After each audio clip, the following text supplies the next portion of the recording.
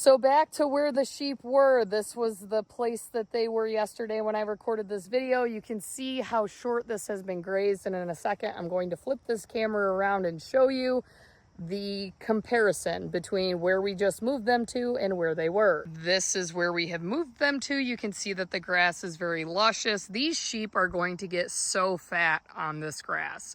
By the time we get done taking them off of the wetland easement, there's an entire area here. It goes through there and far past that, and then there is more that way, and it goes up towards the main row on that far hedgerow.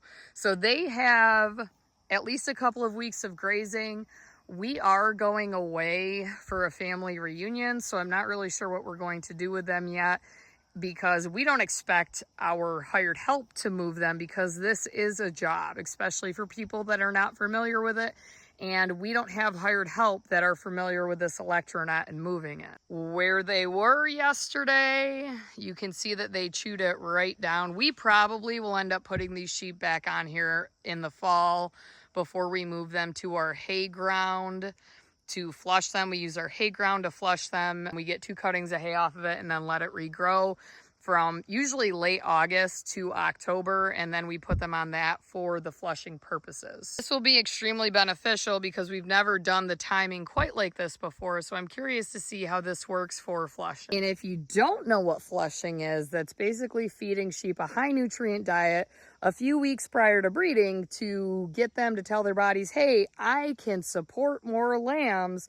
So when they actually release eggs and ovulate, they do sort of hyper-ovulation. So instead of releasing 1 or 2 eggs, they're more likely to release 3. It's not foolproof, and usually the younger lambs, because they're still growing, they are less likely to do it, but my aged ewes are very likely to do it. And when done correctly, it has been proven that it does work. I place an emphasis on the grass-fed genetics of my flock for this reason, because many other sheep breeders that don't have specific grass-fed genetics, they flush their sheep with grain.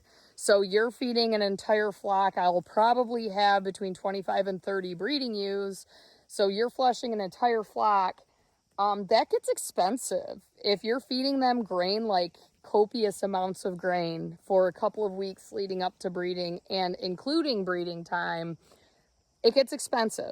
Where this is more cost effective for us, we already have these resources, so we might as well use them. And as you can tell, I forgot my fly spray again today, and because Blake and I were sweating our butts off moving those meat chickens, I am very sweaty and nasty, and of course I'm sure I smell very appetizing to these flies. Let's